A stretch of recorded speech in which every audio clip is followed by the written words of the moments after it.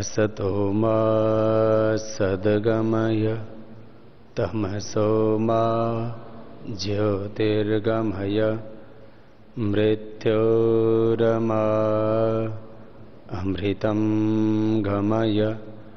ओम शांति शांति शांति।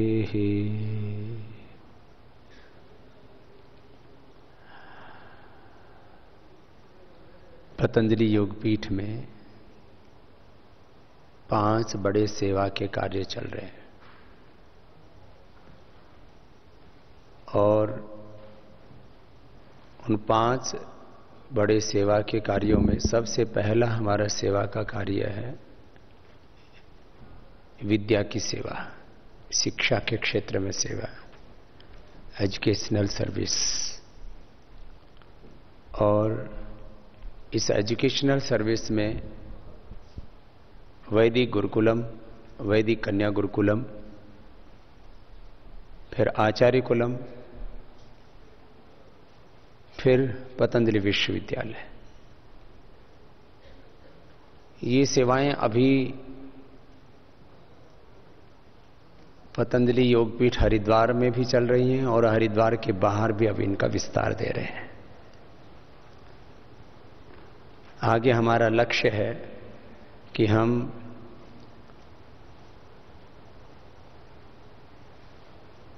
लगभग एक जिले में तो एक आचार्य कुलम पतंजलि योगपीठ की ओर से बनाए और फिर जो अपना वैदिक एजुकेशन बोर्ड बन रहा है उससे एफिलेट होने वाले यदि विद्यालयों को देखा जाए तो शायद वो संख्या तो बहुत बड़ी हो जाएगी। हमारा विचार है कि हम पहले 1000 शिक्षा संस्थान और उसके बाद में 5 से 10,000 शिक्षा संस्थान इस देश में बड़े रूप में संचालित हैं।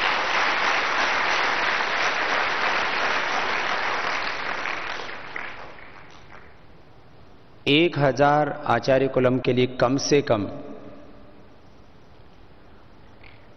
25 से 35 हमें संस्कृत के विद्वानों की आवश्यकता होगी।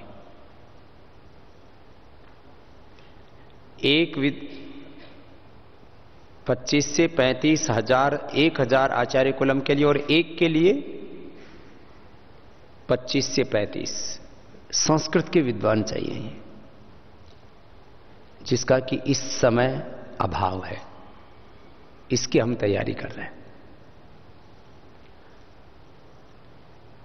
और जो वैदिक एजुकेशन बोर्ड जो अपना बन चुका है, जिसको कि बहुत जल्दी ही एचआरडी मिनिस्ट्री से हमें एफिलिएशन मिल जाएगा और उस बोर्ड से, वैदिक एजुकेशन बोर्ड से जुड़ने वाले विद्यालयों की संख्या धीरे धीरे क्रमशः हम बढ़ाएंगे। क्वालिटी के साथ कंप्रोमाइज नहीं करेंगे। उन 5 से 10,000 यदि हम विद्यालयों को अपने साथ समाहित करेंगे, उनको अपने से एफिलिएशन देंगे, एफिलिएशन वाले पार्ट में हम जाएंगे तो हमको 1 से 2 लाख संस्कृत के विद्वानों की आवश्यकता होगी। यह आने वाले भारत के भविष्य के बारे में मैं बात कर रहा हूं। लोग बोलते थे संस्कृत में व्यक्ति का कोई फ्यूचर नहीं है, तो हमने ठान रखा है कि आगे लैंग्वेजेस की बात की जाए, एजुकेशन सिस्टम की बात की जाए, तो संस्कृत जितना ब्राइट फ्यूचर किसी भी फील्ड में नहीं होगा। यदि उसको कैरियर की दृष्टि से देखते हैं तो इसमें सबसे बड़ा ये ब्राइट फ्यूचर होगा। हम खाली प्रोफेशनल्स नहीं बनाना चाहते, हम ऋषियों जैसी जिनमें दिव्यता हो, जिनके जीवन में आध्यात्मिकता हो, जिनके जीवन में सात्विकता हो, पवित्रता हो, सच्चरित्रता हो, ऐसे विद्वान बनाना चाहते हैं। अभी भी डॉक्टर तो हैं, लेकिन उनमें सच्चरित्रता, पवित्रता, दिव्यता, आध्यात्मिकता, ऋषित्व, देवत्व कितनों में है। डॉक्टर होकर के जानते हैं कि मांस खाना, शराब पीना, नशा करना, सिगरेट पीना स्वास्थ्य के लिए हानिकारक है, लेकिन मेडिकल कॉलेजों में ही 50 से लेकर के 75% डॉक्टर्स जब वो बन रहे होते हैं, एमबीबीएस आदि, अब तो बीएमएस में भी गड़बड़ी आ गई। पहले आयुर्वेद का एक भी वैद्य नशा नहीं करता था, अब तो आयुर्वेद कॉलेजों में नशा करने लग गए। ये दुर्भाग्य है। और जो एमबीबीएस कॉलेज होते हैं जहां पर, वहां पर तो बहुत बुरा हाल है, और डॉक्टर्स का उससे भी बुरा हाल है। वैसे इसमें ज्यादा अपेक्षा मुझे माताओं से, आज भी हिंदुस्तान की करीब 90% से मां बहन बेटियां नशा आदि से दूर हैं, ये एक अच्छी बात है। नशा, मांसाहार, अनाचार, दुराचार, व्यभिचार, जो अशुचिता है, अनैतिकता है, अपवित्रता है, अधार्मिकता है, उससे वो दूर है। लेकिन ये इतना पर्याप्त नहीं है। हमें तो समान रूप से देवत्व का विस्तार देखना है और उसको प्रतिष्ठापित भी करना है। मैं कह रहा था, डॉक्टर्स तो हैं, इंजीनियर्स तो हैं, प्रोफेशनल्स तो हैं, धनवान तो हैं, कॉर्पोरेट फील्ड में, एग्जीक्यूटिव्स में, ब्यूरोक्रेट्स में, अलग अलग फील्ड्स में जो इलीट्स हैं, विधायिका में, कार्यपालिका में, न्यायपालिका में, मीडिया में, समाज के विभिन्न क्षेत्रों में जिस तरह से हम लोगों को देखते हैं, लोग तो हैं, लेकिन उन लोगों में नॉलेज भी है, जानकारियां भी हैं, उनको साइंटिफिक इनपुट भी है उनके लाइफ में, नॉलेज है, साइंस है, टेक्नोलॉजी है, इंफॉर्मेशन है, स्किल्स भी हैं, हार्ड वर्क भी करते हैं। लेकिन एक चीज कम हो रही है, वह है दिव्यता, जीवन में आध्यात्मिकता, जीवन में पवित्रता, जीवन में प्रेम, करुणा, वात्सल्य, जीवन में सौमनस्यता, समष्टि के प्रति कृतज्ञता, राग द्वेष रहित पूर्ण प्रेम में जीवन, यह है आध्यात्मिकता। भौतिकता का प्राधान्य हो गया। भौतिकता के हम विरोधी नहीं, हमने कहा भौतिकता चाहिए हमको, ये शरीर तो भौतिक है हमारा, हमें शरीर भी दिव्य चाहिए। केवल शरीर सुंदर नहीं, सुंदर शरीर हो तो अच्छी बात है, लेकिन हमारा शील तो सुंदर सबका होना चाहिए, आचरण तो सबका सुंदर होना चाहिए। अब आप लोगों को इसी में बहुत भ्रांति होती है। कुछ लोग कहते हैं ये तो बड़ा आध्यात्मिक है, ये कहते हैं बड़ा भौतिकवादी है, ये तो मेटेरियलिस्टिक सोच वाला, ये स्पिरिचुअल सोच वाला है। क्या अंतर है? अपने को देखो, जैसे मैं आपके सामने हूं, ये जो मेरा शरीर है ये भौतिक है, तो मेरा शरीर क्या गंदा होना चाहिए? क्या नहीं होना चाहिए। क्या मेरा शरीर रोगी होना चाहिए? नहीं होना चाहिए। क्या मेरा शरीर कमजोर होना चाहिए? नहीं होना चाहिए। तो शरीर मेरा स्वस्थ रहे, ओजपूर्ण रहे, बलवान रहे, ऊर्जा से भरा हुआ रहे, मन मेरा उत्साह से, पराक्रम से भरा हुआ रहे, प्रेम कृतज्ञता से भरा हुआ रहे, मन में सत्य के प्रति अखंड दृढ़ता रहे, ये सब चाहिए। ये भौतिक चीजें हैं सब, ये भौतिक ही है, ये भौतिकता है। लेकिन इसके साथ साथ अपने आत्मा की दिव्यता, वो सब विचार के स्तर पर है, आचरण वो भाव के स्तर पर है, दृष्टि के स्तर पर, और फिर जीवन में वो आएगी। तो हमको भौतिकता और आध्यात्मिकता का एक संतुलन रखना है, जीवन में भी और जगत में भी। लेकिन डोमिनेटिंग पोजीशन में प्रॉस्पेरिटी नहीं होनी चाहिए, डोमिनेटिंग पोजीशन में स्पिरिचुअलिटी रहनी चाहिए। आधिपत्य आध्यात्मिकता का होना चाहिए। किसका होना चाहिए आधिपत्य? जोर से बोलिए। आध्यात्मिकता का। आधिपत्य किसका हो, ये मूल विषय है। आधिपत्य किसका होना चाहिए? आध्यात्मिकता का। आध्यात्मिकता के नीचे भौतिकता रहनी चाहिए, आधुनिकता रहनी चाहिए, समृद्धि रहनी चाहिए, ऐश्वर्य रहना चाहिए। ये है। तो ऊपर क्या रहे? आध्यात्मिकता। आध्यात्मिकता के प्रकाश से प्रकाशित रहे आधुनिकता, भौतिकता, ऐश्वर्य, समृद्धि, सारा जीवन और जगत। ये है बस सोच लाइफ की। कुछ लोग इस सोच के होते हैं कि केवल हमें आध्यात्मिकता के बारे में सोचना है, हमें भौतिकता नहीं चाहिए। कुछ लोग कहते हैं हमको कोई लेना देना नहीं अध्यात्म से, हमें कोई लेना देना नहीं नैतिकता से, शुचिता से। लेकिन अब जो तथा कथित आधुनिक लोग हैं, भौतिक लोग हैं, भौतिक विकास, भौतिक समृद्धि, भौतिक सफलता, भौतिक सुख संसाधन, भौतिक समृद्धि में ही जो लगे, वो भी कह रहे हैं अरे भैया ये हिंसा तो नहीं होनी चाहिए, युद्ध तो नहीं होनी चाहिए, लूटमार तो नहीं होनी चाहिए, व्यभिचार तो नहीं होना चाहिए, छेड़ा झपटी तो नहीं होनी चाहिए, बेईमानी तो नहीं होनी चाहिए, लड़ाई झगड़े तो नहीं होने चाहिए। ये कैसे मिटेंगे? पूरी दुनिया इसी संघर्ष से गुजर रही है। और आज मैं आपसे कहता हूं, आज भले ही लोग आध्यात्मिकता को उतना आदर ना दे रहे हों, लेकिन जिस दौर से दुनिया गुजर रही है, आने वाले 25-50 वर्षों में स्वाभाविक रूप से आध्यात्मिकता ऊपर आएगी। 50 वर्ष पहले तक ऐसा था। 50 वर्ष पहले तक आध्यात्मिकता ऊपर थी, आधुनिकता, भौतिकता नीचे थी। 50 वर्षों में पूरी दुनिया का साइकिल बदलता। आप कहेंगे कि अपने आप बदल जाएगा? नहीं, उसके लिए हम प्रयास करेंगे।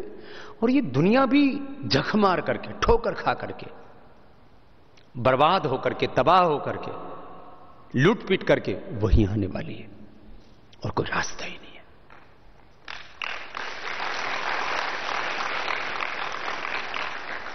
अब मैं आप थोड़ा सा पूरी देखो, अपनी आंखों से ना दुनिया को देखने की कोशिश किया करो। क्या आधुनिकता की, भौतिकता की, भौतिक समृद्धि, सफलता की, भौतिक संसाधनों की, भौतिक ऐश्वर्य की अमेरिका के पास कमी है? आज अमेरिका का राष्ट्रपति रोता है, कहता है हमारे देश में हमने हथियारों की खुली छूट दे रखी है। क्यों? क्योंकि वेपन्स बनाने वाले वहां पर सरकारों को बदलने की ताकत रखते हैं। वहां खुली दुकानों पर, जैसे हमारे यहां पर हम दुकान से जाकर के जैसे शाक सब्जियां, लौकी तोरी ले आते हैं, ऐसे वहां कोई भी जाकर के ओपन सिस्टम है वेपन्स का, जाकर के हथियार ले आता है।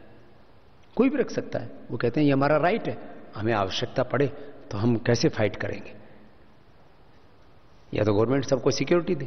तो वहां बौद्धिक तर्क भी बहुत सबल हैं उनके। जैसे हमारे यहां पर भी ये तो नहीं है, प्रोटेक्शन तो नहीं है, लेकिन आप हथियार ऐसे नहीं खरीद सकते।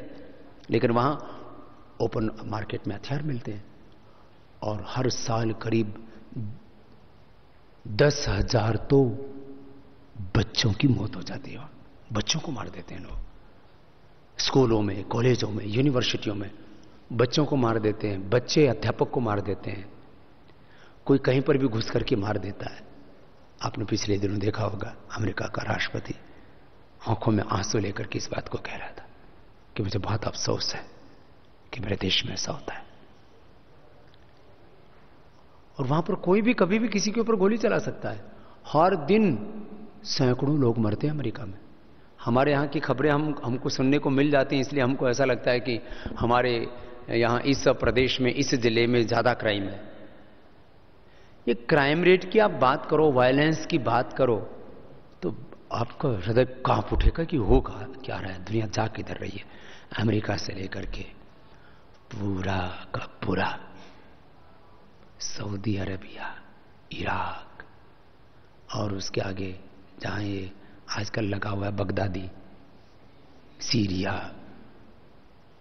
फिर उधर रसिया, उसके आस पड़ोस के देश, इधर तुर्की, इधर ये जो है कोई देखो देश, चीन के अंदर बहुत, वहां की तो खबरें बाहर नहीं आती, बहुत भयंकर वायलेंस है, बहुत भयंकर अपराध, क्राइम इतना भयंकर है, दबा देते हैं। और अमेरिका और चीन ये तो इतने क्रूर देश हो चुके हैं, उनकी तो फितरत ही बहुत अलग तरह की है। पूर्व पश्चिम मिडिल ईस्ट पूरा चल रहा है, हिंदुस्तान भी चल रहा है। आप अपने देश को देखते हो, ऊपर ऊपर से ठीक दिख रहा हमारा देश, या जिधर थोड़ी सी आग भड़का दो, अभी कश्मीर जल रहा है, वो एक अलग प्रश्न है। आग हमारे यहां पर खाली हमने ढका हुआ उसको, आग बुझ नहीं रही है, अंदर अंदर धधक रही है, अंदर अंदर आग धधक रही है। यदि हमने ध्यान नहीं दिया तो आने वाले समय में हो क्या होगा? होगा यह कि हिंदू मुसलमान को, मुसलमान हिंदू को शायद मारेगा, ब्राह्मण क्षत्रियों में, वैश्यों में, दलितों में, शूद्रों में, आदिवासियों में संघर्ष है, हिंदू मुसलमानों में, जैनों में, बौद्धों में, सिखों में परस्पर संघर्ष है। किधर जा रहे हैं? बिना आध्यात्मिकता के इस दुनिया से हम क्राइम को, वायलेंस को, वार, क्राइम, वायलेंस, वार, इनमें ज्यादा अंतर नहीं होता, बस एक के बाद दूसरा, दूसरे के बाद तीसरा अपने आप ही खड़ा हो जाता है। विद्रोह, बगावत, विनाश। इसलिए आध्यात्मिकता एक सॉल्यूशन है। ये जो चारों तरफ जो हम देख रहे हैं ना, क्राइम, वायलेंस और वार, ये बहुत खतरनाक है। और फिर इसके अलावा दुराचार, अनाचार, व्यभिचार, भ्रष्टाचार, छीना झपटी, असंतोष, लोगों में डिप्रेशन, सुसाइड, और उसके बाद फिर देखो दूसरों को मारे, वो एक हिंसा है। हम अपने आप को मारे, आत्मघाती हो रहे हैं हम, फिर हमारे परिवार टूट रहे हैं। ये हो क्या रहा है? ये इंडिकेट क्या कर रहा है? इसका मतलब है कोई चीज हमसे छूट रही है, और वो छूट रही है चीज आध्यात्मिकता। इसलिए आध्यात्मिकता तो सबके जीवन में अनिवार्य रूप से होनी चाहिए। यदि एक व्यक्ति आध्यात्मिक नहीं होगा तो वो आत्मघाती भी हो सकता है। सुख शांति से जीवन जीने के लिए घरों में जो वैर भाव है, घरों में जो टकराव है, घरेलू झगड़े, घरेलू हिंसा, ये शब्द शायद आज से 50 साल पहले लोगों को सुनने में अटपटे लगते होंगे, लेकिन आज घरेलू हिंसा, घरेलू क्रूरता और गृह युद्ध, गृह हिंसा और गृह युद्ध कोई फर्क थोड़ी है। अरे बोले ये तो हमने देश को नहीं संभाला तो देश तो गृह युद्ध में चला जाएगा। इसलिए अंततः गत्वा सारी दुनिया को आध्यात्मिकता के रास्ते पर आना ही पड़ेगा। इसलिए हमने कहा हमारा बड़ा लक्ष्य है आध्यात्मिक व्यक्ति, आध्यात्मिक परिवार, आध्यात्मिक समाज, आध्यात्मिक राष्ट्र और आध्यात्मिक विश्व ही एकमात्र सुख समृद्धि का रास्ता है। ये छोटी बात नहीं है, बड़ी बात है। तो आध्यात्मिकता तो चाहिए हमें, और हमें आध्यात्मिक विद्वान चाहिए। कैसे विद्वान चाहिए हमको? आध्यात्मिक विद्वान चाहिए। तो एक अपना बड़ा कार्य शिक्षा का, दूसरा बड़ा कार्य अपन अनुसंधान का कर रहे हैं, जिसमें अभी करीब 500 करोड़ रुपए हम लोग खर्च कर रहे हैं, करीब 250 करोड़ रुपए से ज्यादा खर्च हो चुके हैं। देश का पहला गैर सरकारी अनुसंधान का सबसे बड़ा केंद्र पतंजलि योगपीठ में बनकर के तैयार हो चुका है, पतंजलि रिसर्च फाउंडेशन। बहुत जल्दी आदरणीय मोदी जी के हाथों इसका उद्घाटन होने वाला है। तीसरा बड़ा कार्य हम गाय के अनुसंधान के क्षेत्र में कर रहे हैं, गो अनुसंधान के क्षेत्र में। माने इसमें ब्रीड सिलेक्शन, फिर सीमन कलेक्शन, सीमन सिलेक्शन और उसके बाद एम्ब्रियो ट्रांसप्लांटेशन, ये 3 बड़े काम करेंगे हम। और इसके द्वारा ये होगा, ब्रीड सिलेक्शन से तो अच्छी नस्ल की गायें उनको हम चुन करके फिर आगे अच्छी गायों की नस्ल का विस्तार देना। फिर सीमेन सिलेक्शन में होगा कि गाय और बछड़ों में से, क्योंकि अभी बछड़े 3 करोड़ से ज्यादा हो चुके हैं, 3 से 4 करोड़ के बीच में बछड़े बैल आदि हैं, जिनकी उपयोगिता ट्रांसपोर्टेशन और एग्रीकल्चर में, खेती आदि में कम हो गई है, तो इससे काफी दिक्कत का प्रश्न है। तो 99% बछड़ियां ही पैदा होंगी, बछड़े नहीं पैदा होंगे। और चौथा काम होगा एम्ब्रियो ट्रांसप्लांटेशन वाला काम ऐसा है, जैसे कि सैरोगेट मदर्स होती हैं, तो जो अच्छी नस्ल के जो नंदी हैं, अच्छी नस्ल की जो गायें हैं, उनके जो है मेल और फीमेल के जो अंश हैं उनको लेकर के और एक गाय के कोख में डाल दिया जाएगा, जो 2-3 किलो दूध देती है। पहले ही ब्यांत में जो उससे बछड़ी पैदा होगी वो 40 से 50 किलो दूध देने वाली होगी। माने वो गाय उसको खाली पालने का काम करेगी, जैसे सैरोगेट मदर होती है। तो ये काम होने वाला है और ये काम अगले साल से शुरू हो जाएगा। माने परिणाम आ जाएगा। शुरू तो इसी साल से कर दिया है हमने, अगले साल से आपको हम ऐसी बछड़ियां मतलब कोख में डाल देंगे, फिर वो पैदा हो जाएंगी 9 महीने के बाद। ब्रीड सिलेक्शन, सीमेन सिलेक्शन और तीसरा ये एम्ब्रियो ट्रांसप्लांटेशन, ये तीसरा बड़ा काम है। चौथा बड़ा काम अपने संस्था और संगठन की तरफ से जो हजारों सेवा के काम पतंजलि योगपीठ से लेकर के देश और दुनिया भर में चल रहे हैं, अपने संस्थानों के द्वारा, अपने संगठन के द्वारा, अपने लाखों कार्यकर्ताओं के द्वारा। और 5वां गरीबों की सेवा का काम, जो अनाथ हैं, विकलांग हैं, कोढ़ी बच्चे हैं, अलग अलग तरह से जो सेवा के काम चल रहे हैं। तो ऐसे 5 कार्य चल रहे हैं और उन 5 कार्यों में सेवा देने के लिए हमको कम से कम 1000 निष्ठावान कार्यकर्ताओं की आवश्यकता है। पूर्णकालिक कितनी आवश्यकता है? 1000 हमको पूर्णकालिक निष्काम सेवा करने वाले लोग चाहिए, निष्काम सेवा करने वाले भाई बहन चाहिए। इतनी आवश्यकता, इतनी बड़ी तत्काल, ये इतना बड़ा काम। इसलिए हमने कहा कि आप में से जो भाई बहन सेवा देना चाहते हैं कि ये मेरा जीवन सेवा में लग जाए, और ये एक बड़ी सेवा है ना। छोटी सेवा तो आप घर में भी करते हैं, छोटी सेवा तो घर में भी होती है। आप माता पिता की सेवा करते हैं, पति पत्नी एक दूसरे की सेवा करते हैं, फिर वो बच्चों की सेवा करते हैं। ये बच्चे किसकी सेवा करते हैं ये हमको नहीं पता लगा आज तक। ज्यादातर बच्चों का क्या हाल है आजकल की? 90% बच्चों की, घर में भी सेवा तो होती ही है बच्चों को छोड़ करके। बच्चे करीब 90% बच्चे इस समय क्या करते हैं, शादी होते ही एक दूसरे में इतने खो जाते हैं, युवक युवतियां, कि मां बाप को भी भूल जाते हैं।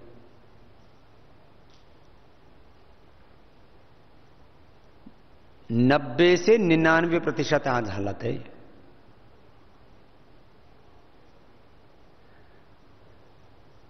डाइवर्स रेट अपने आप बहुत बढ़ रहा है। फिर थोड़े दिन में एक दूसरे को भी भूल जाते हैं।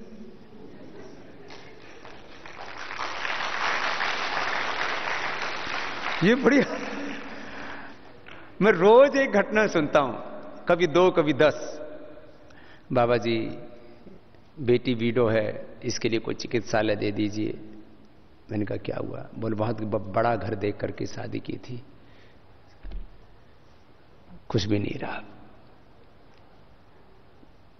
कभी कोई मां अपनी बेटी को लेके आ जाती, कभी कोई पिता लेके आ जाता है। हम जितना कर सकते हैं, देखो करुणा का एक पक्ष है, कंपैशन हमारे भीतर होना चाहिए, लेकिन वो भी हम एक सीमा में कर सकते हैं।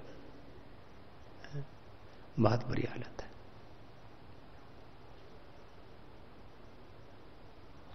माने 99% बच्चे माता पिता को पहले भूलते हैं, बाद में खुद को ही भूल जाते हैं।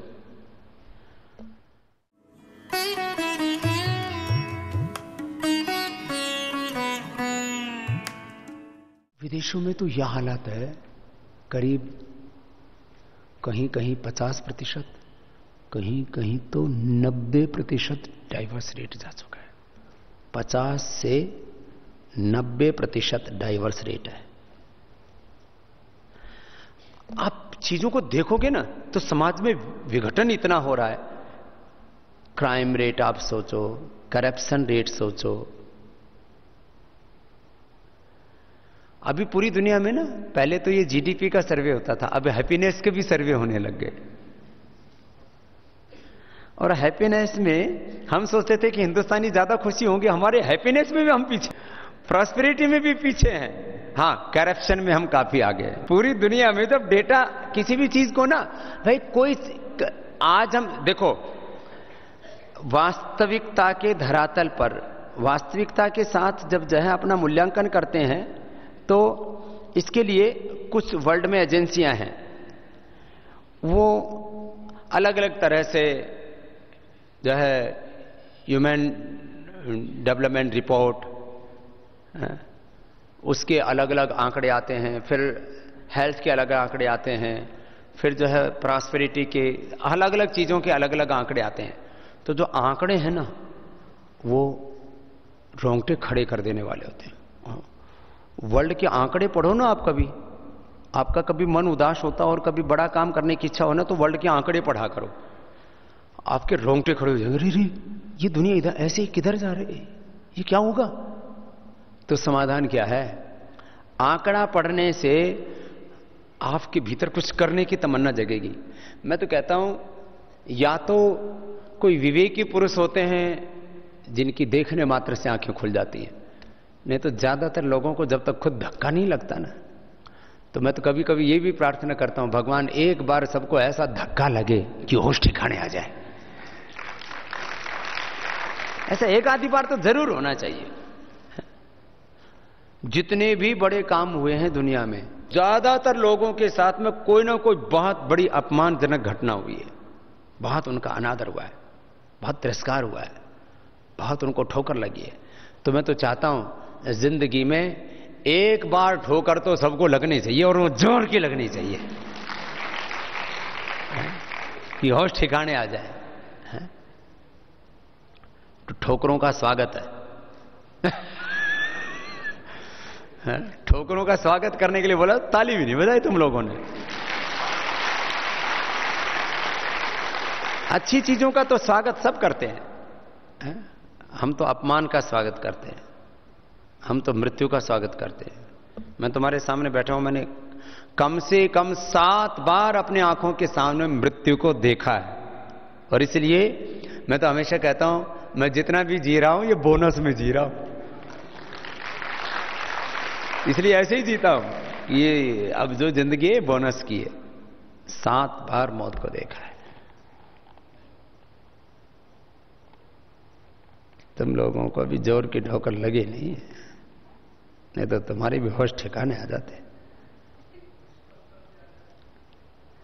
अरे साहब, कहने की बात अलग होती है। कई बार आदमी कहता है जी ठीक है जी, दूसरों को ठोकर लग रही है। जब खुद को ठोकर लगती है ना, तो उसके रोम रोम में वो दुख घुस जाता है, वो पीड़ा घुस जाती है, वो दर्द, वो वेदना रोम रोम में अंदर तक घुस जाती है। खैर, तो मैं आपसे बात ही कर रहा था, हम कोई 5 बड़े सेवा के काम करना है, और इसमें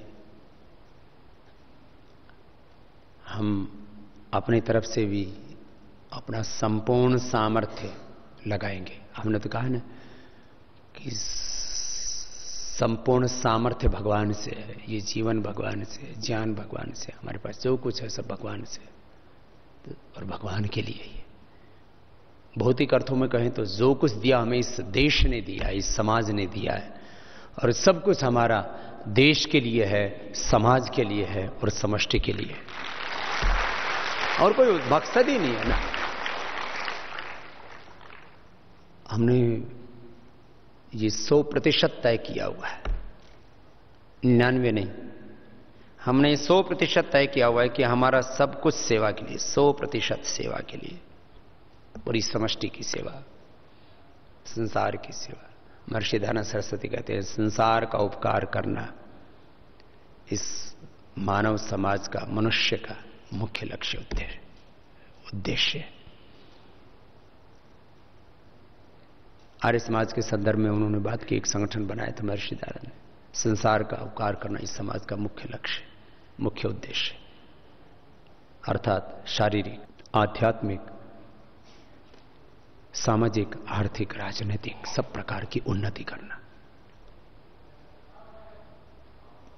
खैर, तो ये जो हमारा प्रकल्प चल रहा है, शिक्षा मूल में है हमारे जीवन में भी और इस समाज के भी।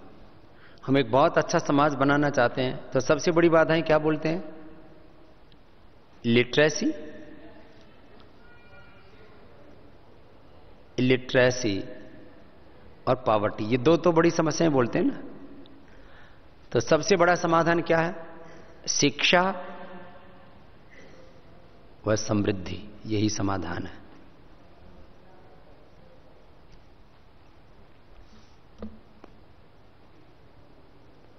फिर अलग अलग विषय हैं हमारे सामने कि योग और अध्यात्म, ये world health, world peace, world prosperity, happiness, harmony, brotherhood, coexistence, oneness, love, compassion, unity, इसके लिए योग के माध्यम की सिवा और कोई दूसरा माध्यम, साधन नहीं। हम ये जो पूरा शिक्षा का कार्य कर रहे हैं, इसके पीछे हमारा लक्ष्य है कि आगे हमें लाखों अच्छी आत्माएं तैयार करनी है। वैसे एक अच्छी आत्मा भी होती है तो दुनिया को, जगत को प्रकाशित कर देती है। जैसे एक सूर्य पूरे जगत के अंधेरे को हरने के लिए पर्याप्त होता है, ऐसे एक ऋषि कोटि का कोई योगी सन्यासी तैयार होता है तो जगत का अंधेरा हरने में समर्थ होता है।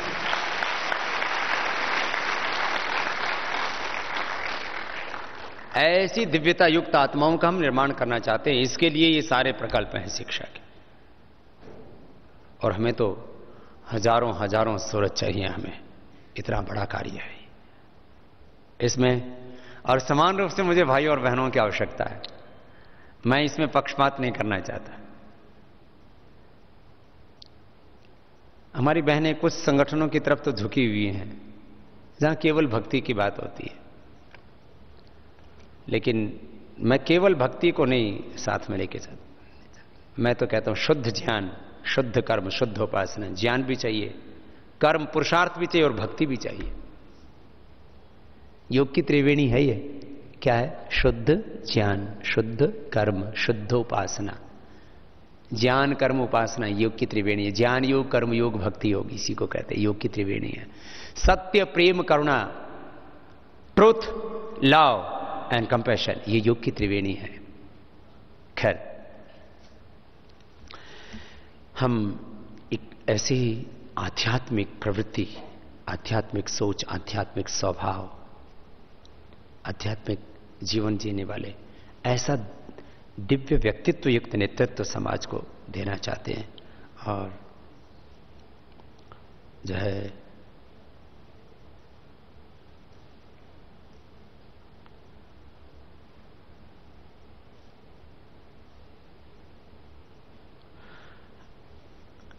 नेतृत्व हर फील्ड में आध्यात्मिक लोगों का। ये बात मैं कई बार कह चुका हूं। ये जो मैंने कहा ना, आधिपत्य आज किसका है समाज में, चारों ओर देखो तो घरों में भी बात होती है तो संबंध से ऊपर संपत्ति आ गई। संबंध ऊपर रहना चाहिए, संपत्ति नीचे रहनी चाहिए, सत्य ऊपर रहना चाहिए, सेवा ऊपर रहनी चाहिए, सात्विकता ऊपर रहनी चाहिए, दिव्यता ऊपर रहनी चाहिए, वो नीचे आ गई है ना। खैर, नेतृत्व तो एक बहुत बड़ा प्रश्न है और वैश्विक स्तर पर ये नेतृत्व, राष्ट्रीय स्तर पर सभी क्षेत्रों में, फिर नेतृत्व वाला तो एक बहुत बड़ा प्रश्न है। मैं इसका थोड़ा एक पक्ष, वो तो अनेक पक्ष है इसके। हम अच्छे उपदेशक भी चाहते हैं। आजकल लोग कथा करते हैं, प्रवचन करते हैं, उपदेश करते हैं। सामाजिक और आध्यात्मिक नेतृत्व ना, ये अभी बहुत सामान्य कोटि का हो गया है। हमको इसमें बहुत दिव्यता चाहिए। अच्छे योग प्रचारक भी चाहिए हमें, अच्छे योग गुरु भी चाहिए हमें अच्छे योगाचार्य भी चाहिए। तो आप में से भी बहुत से भाई बहन इस क्षेत्र में तैयार होंगे। अभी इसी वर्ष हमारा पहला स्नातक वर्ग निकलेगा, कुछ अगले वर्ष निकलेगा। और अभी मैंने ऐसे इस संदर्भ में काफी कुछ सोचा है और मैं देख भी रहा हूं कि बहुत जल्दी ही ये जो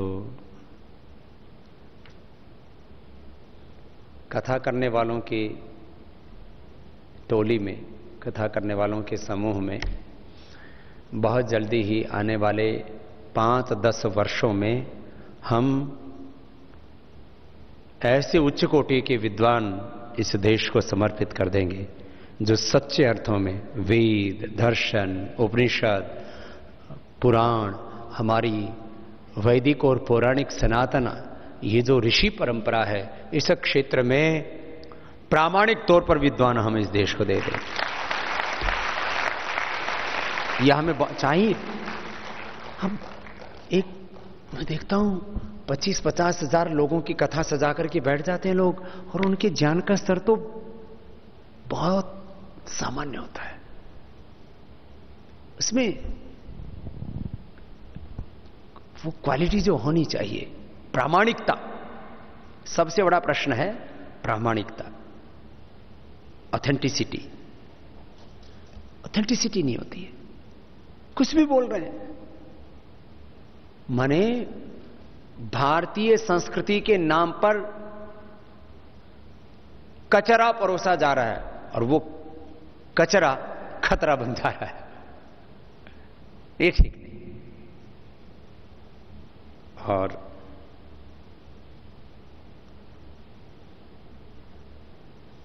पतंजलि योगपीठ के संदर्भ में कहूं तो भाई, पतंजलि योगपीठ में हम इस संस्था और संगठन की सेवा में, जैसे एक संसार में गृहस्थ का कितना सा संसार होता है, एक घर, एक दुकान या कोई ऑफिस आदि, किसी की फैक्ट्री, इतनी तो चीज होती है।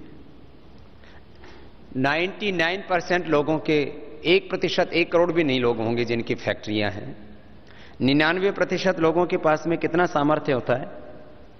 99% लोगों के पास में एक घर और एक दुकान, ये एवरेज है।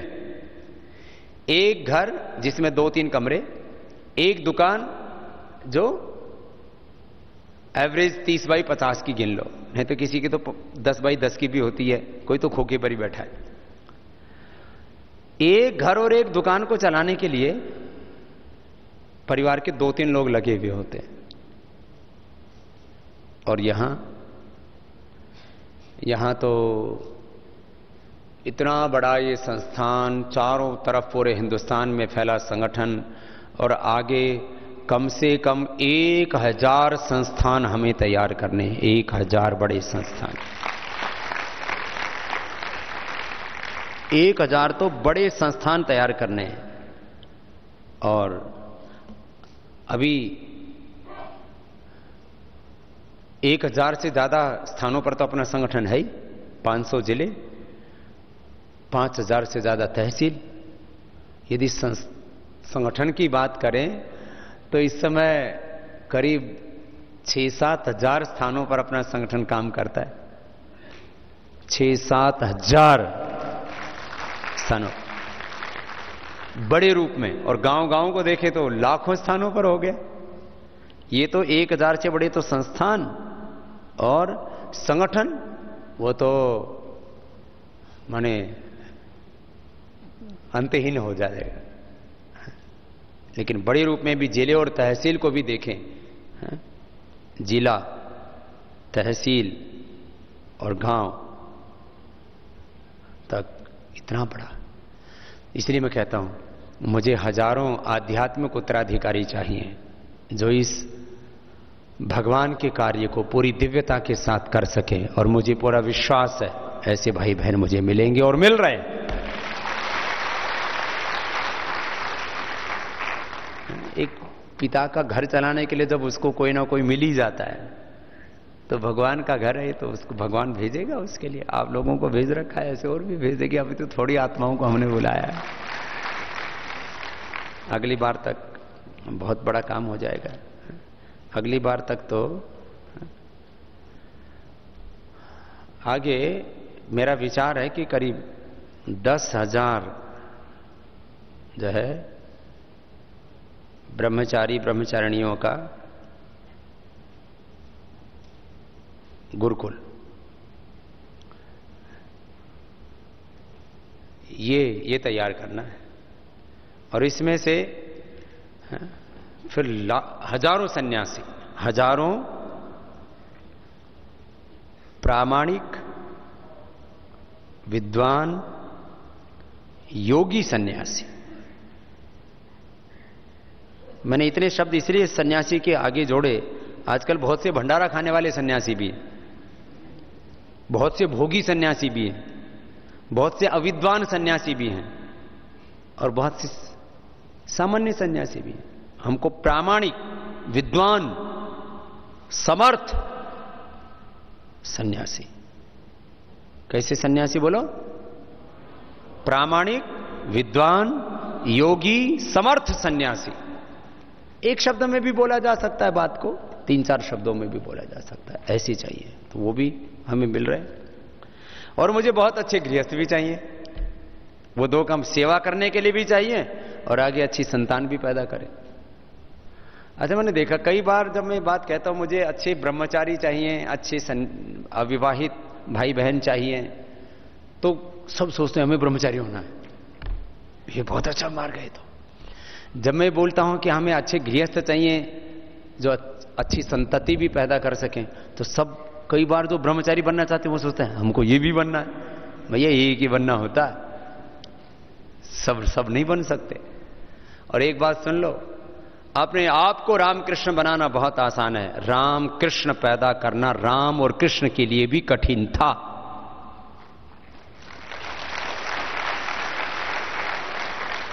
ताली तो बजा दी, बात समझ में आई? स्वयं को राम कृष्ण बनाना सरल है, राम कृष्ण पैदा करना राम कृष्ण के लिए भी कठिन था। कैसे? राम और कृष्ण की संतान ने क्या किया कुछ पता है? भाई पिता से तो महान होनी चाहिए उसकी संतान। देखो, मैं ये मानता हूं राम और कृष्ण अच्छे पुत्र थे, लेकिन अच्छे पिता थे ये मुझे नहीं पता। मैं एक अच्छा शिष्य हूं ऐसा लोग कहते हैं, लेकिन मैं एक अच्छा गुरु हूं ये मैं नहीं कह सकता अभी, क्योंकि मैं अच्छा गुरु तब कहलाऊंगा जब अपने से भी महान शिष्य इस दुनिया को दे करके जाऊंगा।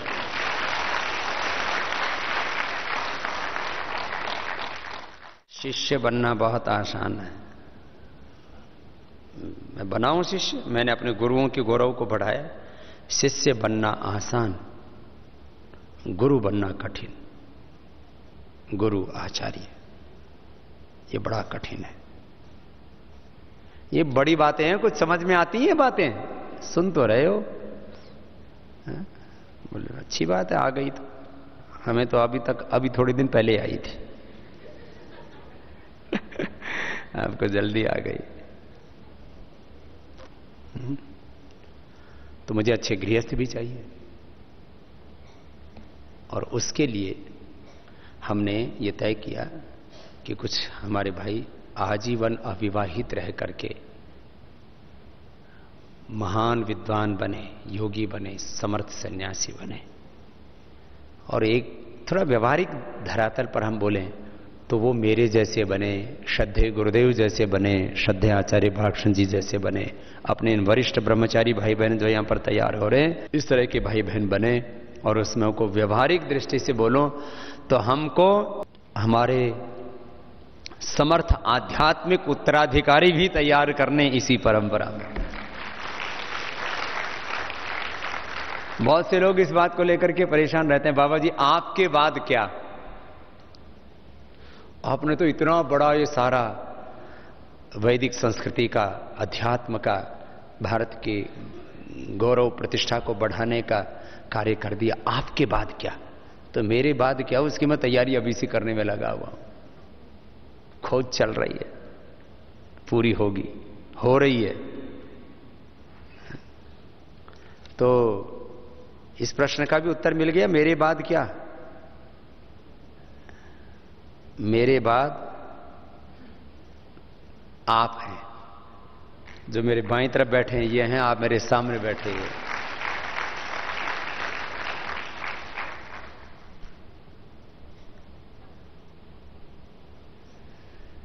वैसे आदमी एक चीज को जीत ले तो सारी दुनिया जीत सकता है। जितेंद्रिय हो जाए तो सारी दुनिया जीत ले। जितेंद्रियता बड़ा शब्द है। जितेंद्रिय पूरी दुनिया को जीत सकता है। और दुनिया में सबसे बड़ी विजय मानी जाती है हमारे यहां पर काम पर विजय। जो काम पर विजय पा लेता है वो पूरी दुनिया पर विजय पा सकता है। ये बड़ा शब्द है। कुछ नहीं है, ये तो आदमी की सोच है। मुझे ये नहीं करना तो नहीं करना, इसमें क्या है। लेकिन आदमी ना वेग में बह जाता है। समस्या ये है, वेग में बह जाता है।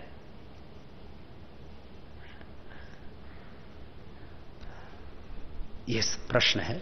चलिए दूसरे हमें ऐसे भी चाहिए जो पूर्णकालिक सेवा देने वाले हैं। ये तो आजीवन ब्रह्मचारी, तो ये तो पूर्णकालिक सेवा वाले हो गए। अंशकालिक सेवा उनको हम 5-7 वर्ष पढ़ाएंगे यहां। अब बीए करेगा, एमए करेगा, शास्त्रीय आचार्य करेगा, संस्कृत से, साहित्य से, दर्शन से। और योग वालों के लिए अभी ये व्यवस्था नहीं रखी है। योग वाले भी हैं, क्योंकि हमारे यहां हम 5 तरह का सिलेबस अभी शुरू कर रहे हैं। और आने वाले समय में विश्वविद्यालयों को बहुत बड़ा विस्तार दे रहे हैं। अभी 5 सिलेबस हम शुरू कर रहे हैं, आगे शायद 50 तरह के पाठ्यक्रम हमारे विश्वविद्यालय में पढ़ाए जाएंगे। अभी तो 5 ही तरह के पाठ्यक्रम हमने तय किए हैं, आगे 50 तरह के भी पाठ्यक्रम होंगे। फिर जो है कुछ को अंशकालिक छात्रवृत्ति भी देंगे। कुछ ऐसे भाई बहन जिनको जो है हम निःशुल्क पढ़ाएंगे तो सही, लेकिन जितने साल वो पढ़ेंगे कम से कम उतने साल वो निःशुल्क सेवा भी देंगे। फिर कुछ पूर्ण शुल्क दे करके पढ़ेंगे। और इसमें जो है 5 तरह का पाठ्यक्रम हमने आपके लिए बताया ही है कि एक तो योग से BA MA, संस्कृत से BA MA, व्याकरण से BA MA या शास्त्रीय आचार्य, दर्शन से BA MA, उसको भी शास्त्रीय आचार्य का जो पूरा कोर्स है। और इसके अलावा हमने योग, संस्कृत, दर्शन, व्याकरण और इसके अलावा एक हमने ये एक वर्ष का हम योग का तो डिप्लोमा देते ही थे पहले। अभी हमने पूरी दुनिया में अभी योग, अध्यात्म और भारतीय संस्कृति के को जानने की जागरूकता बढ़ी है। तो कुछ लोग जो सर्विस सेक्टर में हैं, कुछ लोग कॉर्पोरेट फील्ड में हैं, अलग अलग क्षेत्रों में, वो जानना चाहते हैं कि वास्तव में वैदिक धर्म, दर्शन, अध्यात्म, संस्कृति है क्या। क्योंकि भारतीय धर्म, दर्शन, अध्यात्म, संस्कृति के नाम पर बहुत तरह का पाखंड पूरी दुनिया में फैला हुआ है। तो वैदिक स्पिरिचुअल साइंस इसको करके 1 वर्ष का हम ये जो सेवा भी देना चाहते हैं, लंबा नहीं पढ़ना चाहते, 1 वर्ष तक ये जानना चाहते हैं कि अध्यात्म क्या है, तो उसके लिए एक डिप्लोमा भी हो जाएगा 1 वर्ष का। ऐसे इसमें सबसे पहली बात है कि हम 3 तरह के ही जिनके अंदर क्षमताएं होंगी उनको लेंगे। अत्यंत तीव्र मेधा, माने जिनमें ज्ञान की पराकाष्ठा है, मेधा शक्ति की पराकाष्ठा, पुरुषार्थ की पराकाष्ठा, पुरुषार्थी, आलसी लोग नहीं आ पाएंगे हमारे यहां। और तीसरा, जिनमें श्रद्धा की पराकाष्ठा है, अत्यंत प्रज्ञावान मस्तिष्क, अत्यंत पुरुषार्थ करने का सामर्थ्य और अत्यंत निष्ठा। ये 3 सामर्थ्य होंगे, उन्हीं को हम पतंजलि विश्वविद्यालय में प्रवेश देंगे। और मुझे पूरा विश्वास है उससे हम एक नया इतिहास बनाएंगे शिक्षा के क्षेत्र में, इस देश में और दुनिया में।